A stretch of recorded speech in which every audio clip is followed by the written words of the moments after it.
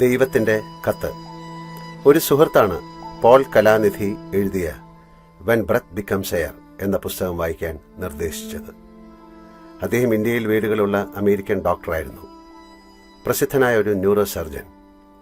സാഹിത്യവും തത്വചിന്തയും ന്യൂറോളജിയും ഒന്നിച്ചു പഠിച്ച അയാൾ കരിയറിൻ്റെ ഉയരങ്ങളിലേക്ക് കുതിക്കവെയാണ് അയാൾക്ക് ശ്വാസകോശത്തിൽ ക്യാൻസർ ഉണ്ട് എന്ന് മനസ്സിലാവുന്നത്. തനിക്ക് ഇനി അല്പകാലം മാത്രമേ ഈ സുന്ദരമായ ഭൂമിയിൽ ശേഷിച്ചിട്ടുള്ളൂ എന്ന് തിരിച്ചറിഞ്ഞതിന് ശേഷം ജീവിതത്തെക്കുറിച്ച് അദ്ദേഹം എഴുതിയ പുസ്തകമാണ്. എങ്ങനെ ഒരുവന്റെ ജന്മം ശ്രേഷ്ഠമായി ജീവിച്ചു തീർക്കാം എന്നതിനെക്കുറിച്ച് ചിന്തിക്കാവുന്ന ഒരുപാട് കാര്യങ്ങൾ അദ്ദേഹം പറഞ്ഞിട്ടുണ്ട്. മനം കടഞ്ഞു മാത്രം വായിച്ചു തീർക്കാൻ സാധിക്കുന്നത്. പോൾ കലാനിധി അദ്ദേഹത്തിൻ്റെ 37-ാം വയസ്സിൽ മരിച്ചു. ആ പുസ്തകം വായിച്ചപ്പോഴാണ് ജീവിതത്തിലെ സമയത്തെക്കുറിച്ച് ഞാൻ ബോധവാനായത്. എത്ര കുറച്ച് സമയം മാത്രമേ നമുക്ക് ദൈവം ഇവിടെ തന്നിട്ടുള്ളൂ. അതാലോചിക്കുമ്പോൾ സങ്കടം വരും. സാധാരണ ഇത്തരം സന്ദർഭങ്ങളിൽ ഞാൻ ചെയ്യാറുള്ളത് പോലെ ഇത്തവണയും ദൈവത്തിനൊരു കത്തെഴുതി. പതിവ് പോലെ കൃത്യമായ മറുപടി വന്നു. അദ്ദേഹം എഴുതിയ മറുപടി ഞാനിവിടെ പകർത്തുന്നു. ലാലു, നിന്റെ കത്ത് കിട്ടി. എനിക്ക് നിങ്ങളുടെ പോലെ തിരക്കൊന്നുമില്ലാത്തതുകൊണ്ട് കൃത്യമായി മറുപടി എഴുതാമെന്ന് കരുതി. മരണം മുന്നിലെത്തിയ ഒരാൾ എഴുതിയ പുസ്തകം വായിച്ച് തകർന്നപ്പോഴാണ് ഇത്തവണ നിനക്ക് എഴുതാൻ തോന്നിയത്. അതിൽ തെറ്റില്ല. മരിക്കാറാവുമ്പോൾ അല്ലെങ്കിൽ മരണത്തെക്കുറിച്ച് ഓർമ്മ വരുമ്പോൾ മാത്രമേ നിങ്ങൾ മനുഷ്യർ മറ്റു മനുഷ്യരെക്കുറിച്ചും ദൈവത്തെക്കുറിച്ചും ആലോചിക്കാറുള്ളൂ. എനിക്കതിൽ പരാതിയില്ല. നിങ്ങളുടെ സ്വഭാവം എനിക്കല്ലേ ഏറ്റവും നന്നായി അറിയുക. നിങ്ങൾക്ക് ഭൂമിയിൽ ജീവിക്കാൻ ഞാൻ അനുവദിച്ച സമയത്തെക്കുറിച്ചാണ് ഇത്തവണ നിന്റെ ആകുലതയും പരാതിയും. അതിൽ കുറേയൊക്കെ ശരിയാണ്, അതിലുമധികം തെറ്റും. ശരാശരി 70-80 വയസ്സ് വെച്ചാണ് ഞാൻ മനുഷ്യരെ ഭൂമിയിലേക്ക് അയക്കാറുള്ളത്. ചിലർ നേരത്തെ മടങ്ങാറുണ്ട്. നേരത്തെ എന്നത് ആപേക്ഷികമാണ്. അതെന്തുകൊണ്ടാണ് എന്ന് ഞാൻ പിന്നെ പറയാം. എല്ലാ മനുഷ്യർക്കും ഞാൻ 24 മണിക്കൂർ മാത്രമേ ദിവസത്തിൽ നൽകിയിട്ടുള്ളൂ. 1 സെക്കൻഡ് ഒരാൾക്കും അധികം നൽകിയിട്ടില്ല. എന്നാൽ നിങ്ങൾ ഓരോരുത്തരും അത് ഉപയോഗിക്കുന്നത് ഏത് തരത്തിലൊക്കെയാണ്.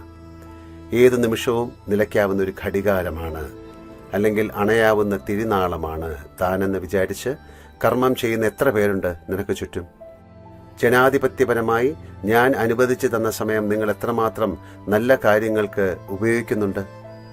പരദൂഷണം പറയാൻ, മറ്റുള്ളവരുടെ കാര്യങ്ങളിൽ കയറി ഇടപെടാൻ, എല്ലാ കാര്യങ്ങളും അഭിപ്രായം പറയാൻ, മതം, ജാതി, വർഗം, വർണ്ണം, ദേശമെന്ന് സ്വയം വേർതിരിഞ്ഞ് തമ്മിൽ തല്ലാൻ, കേസുകൾ കൊടുക്കാൻ, കുറ്റകൃത്യങ്ങൾ ആസൂത്രണം ചെയ്യാൻ, ജയിലിൽ കിടക്കാൻ എന്ന് വേണ്ട എത്ര കാര്യങ്ങൾക്കാണ് നിങ്ങൾ ഒരാവശ്യവുമില്ലാതെ സമയം ചെലവഴിക്കുന്നത്. നമ്മൾ ആദ്യമായി കണ്ടതൊരു തീവണ്ടി കമ്പാർട്ട്മെന്റിൽ വെച്ചാണ്. ഓർമ്മയുണ്ടല്ലോ? ഞാനിപ്പോഴും തീവണ്ടിയിൽ യാത്ര ചെയ്യാറുണ്ട്. ചുരുങ്ങിയ പക്ഷം കേരളത്തിലെങ്കിലും നിനക്ക് ഇനി അത് സാധിക്കില്ല എന്നെനിക്കറിയാം. സിനിമാ നടനാകാൻ പോകുമ്പോൾ ആലോചിക്കണമായിരുന്നു. കഴിഞ്ഞ ദിവസം ഞാൻ നിന്റെ നാട്ടിലൂടെ ദീർഘമായ ഒരു തീവണ്ടി യാത്ര നടത്തി. മണിക്കൂറുകൾ നീണ്ട ആ യാത്രയിൽ ഒരാൾ പോലും എന്നോടൊന്നും മിണ്ടിയില്ല. എല്ലാവരും കയ്യിലുള്ള ഫോണിൽ തട്ടിയും മുട്ടിയും കൊണ്ടിരുന്നു. ഒരാളോട് ഇതിനെപ്പറ്റി ചോദിച്ചപ്പോൾ അയാൾ ധൃതിയിൽ പറഞ്ഞു, വാട്സപ്പും ഫേസ്ബുക്കും നോക്കുകയാണ്. നീയും ഇതെല്ലാം ഉപയോഗിക്കുന്നുണ്ടാവും. നിങ്ങളുടെ നാട്ടിൽ മുമ്പ് തീവണ്ടി യാത്രയിൽ എന്തെങ്കിലും വായിച്ചിരിക്കുന്നവരെ കണ്ടിരുന്നു. എന്തെങ്കിലും കുശലങ്ങളും തമാശകളും പറയുന്നവരെ കണ്ടിരുന്നു. ഇപ്പോൾ എല്ലാവരും ഫോണിലാണ്, വാട്സപ്പും ഫേസ്ബുക്കും. എന്താണ് ഇതിൻ്റെ പ്രത്യേകത എന്ന് ഞാൻ ആ ചെറുപ്പക്കാരനോട് ചോദിച്ചു. അപ്പോൾ അയാൾ നെഞ്ചി വിടിച്ചുകൊണ്ട് പറഞ്ഞു, ഇതിലാരെപ്പറ്റിയും എന്തും എഴുതാം, ആരും തടയില്ല. ഇതിലൂടെ കലാപം വരെ ഉണ്ടാക്കാം. എന്തിനാണ് കലാപങ്ങൾ ഉണ്ടാക്കുന്നത് എന്ന് ഞാൻ അയാളോട് ചോദിച്ചപ്പോൾ അയാൾ പറഞ്ഞു, ഇപ്പോൾ നമ്മുടെ മതത്തെയോ ദൈവത്തെയോ പാർട്ടിയെയോ ആരെങ്കിലും എന്തെങ്കിലും പറഞ്ഞാൽ അപ്പം നമുക്കിത് ഉപയോഗിക്കാം. വെറുതെ ഒരു പോസ്റ്റ് ഇട്ടാൽ മതി, ആളുകൾ കയറി തല്ലിക്കോളും, ചീത്ത വിളിച്ചോളും, അവരുടെ കുടുംബം കുളമാക്കി കൊടുക്കും. ചിരിച്ചുകൊണ്ട് അയാൾ വീണ്ടും ഫോണിലേക്ക് മടങ്ങി. ഒരു ദിവസത്തിൻ്റെ മിക്ക സമയവും ഇങ്ങനെ ഫോണും നോക്കിയിരുന്ന് ആളുകളെ തെറി പറഞ്ഞിട്ട് മരിക്കാറാവുമ്പോൾ എന്നോട് തന്ന സമയം പോരാ എന്ന് പറയുന്നതിൽ എന്താണ് ന്യായം? മറ്റൊരു കാര്യം, നിങ്ങളിപ്പോൾ ഏറ്റവും അധികം സമയം ചെലവഴിക്കുന്നത് എനിക്ക് വേണ്ടിയാണ്, എന്നെ പ്രശംസിക്കാൻ, എനിക്ക് ചുട്ടുപൊള്ളുന്ന കോൺക്രീറ്റിൻ്റെ ആരാധനാലയങ്ങൾ ഉണ്ടാക്കാൻ, എന്നെപ്പറ്റി ആരെങ്കിലും എന്തെങ്കിലും പറഞ്ഞാൽ അവരെ തെറി പറയാൻ, കൊല്ലാൻ, എൻ്റെ പല പേര് പറഞ്ഞ് സംഘടനകൾ ഉണ്ടാക്കി പണം പിരിക്കാൻ. എന്തുമാത്രം സമയമാണ് നിങ്ങൾ എനിക്ക് വേണ്ടി ചെലവഴിക്കുന്നത്? കണ്ടാൽ തോന്നും എൻ്റെ കാര്യം നോക്കാൻ എനിക്കറിയില്ല എന്ന്. നിങ്ങൾ എന്തെങ്കിലും പറഞ്ഞാൽ അടുത്ത നിമിഷം ഞാൻ ഇല്ലാതാവുമെന്ന്. എൻ്റെ കാര്യങ്ങൾ ഇത്രമാത്രം കണിശമായി നോക്കാൻ നിങ്ങളെ ആരാണ് ഏൽപ്പിച്ചത് എന്ന് മാത്രം എനിക്കറിയില്ല. ഞാൻ ഏതായാലും അത് ചെയ്തിട്ടില്ല. നിങ്ങൾ നിങ്ങളെപ്പോലെ എന്നെ കാണുകയാണ്.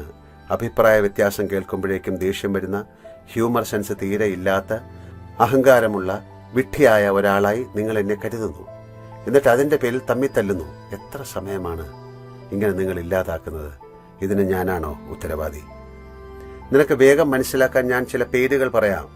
മഹാത്മാഗാന്ധി, രവീന്ദ്രനാഥ ടാഗോർ, MT വാസുദേവൻ നായർ, ഹരിപ്രസാദ് ചൗരസ്യ, അമർത്യ സെൻ, മമ്മൂട്ടി, യേശുദാസ്, ലതാ മങ്കേഷ്കർ, മറഡോണ, സച്ചിൻ, ഇളയരാജ, AR റഹ്മാൻ.